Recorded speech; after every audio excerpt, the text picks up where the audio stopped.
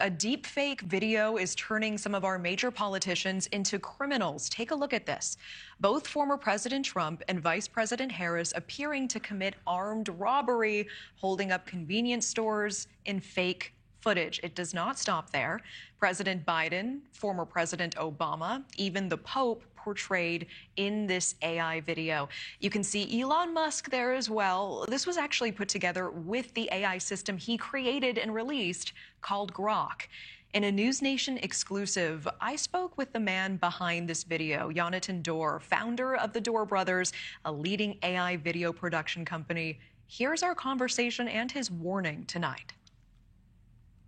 These deepfakes are generating so much response online. Many people saying that they are shocked by just how realistic these are. Tell me about the process of making these and why you wanted to do it. So the process is basically you make a few images and then you select your favorite ones after they're created. And then you animate them, and most of the work happens in editing. So I'm a professional editor, so I know how to keep pace and keep people engaged when they watch the video. You know, some critics have blasted Musk and X for allowing Grok to launch with so few restrictions. Do you agree with that criticism? I don't entirely agree with it because I think it's better to let people test the waters and do crazy things like what I just did and let the public react to it and think about it instead of immediately censoring everything and then letting bigger players and bigger companies make all this decision for us and maybe doing things that not necessarily are better for humanity by not allowing the public to decide. What was your message in making this? What did you want to transmit to the public? What reaction did you want to elicit here? I just thought it would be funny to kind of show those figures that we all know very well doing kind of more like basic things that you might see for somebody not in their status and kind of imagine them in a different light and just show that all humans are humans in the end of the day.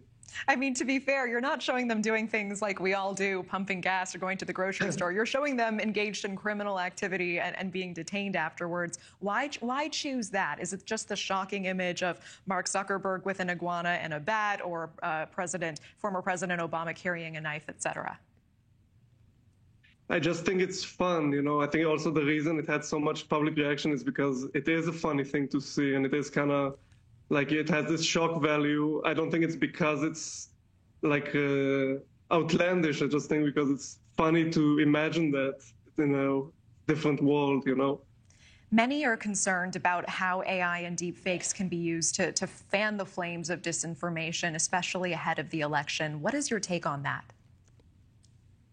I think it will get more and more dangerous. As you can already see, like if you go on the internet, there are many bots. Like most of the comments you're reading are probably not made by humans at this point.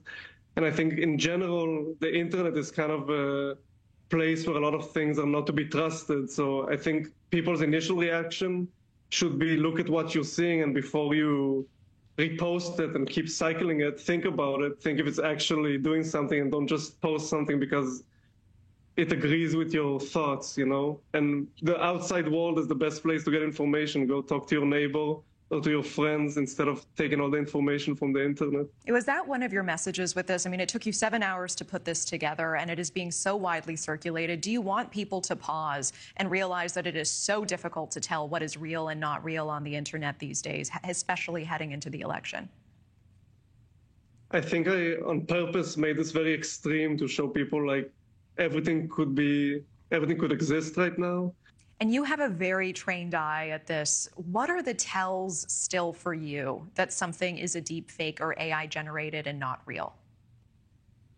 I think it's in the details. If you look at the video, you see like this guy's face in the background is all mushed up, or sometimes like the magazines of the rifles are missing, the hands, the fingers. But as you said, the tech is going in light speed, so that will not be an issue for a long time. Yeah, light speed. How far are we, do you think, from video that is indistinguishable from reality to the human eye?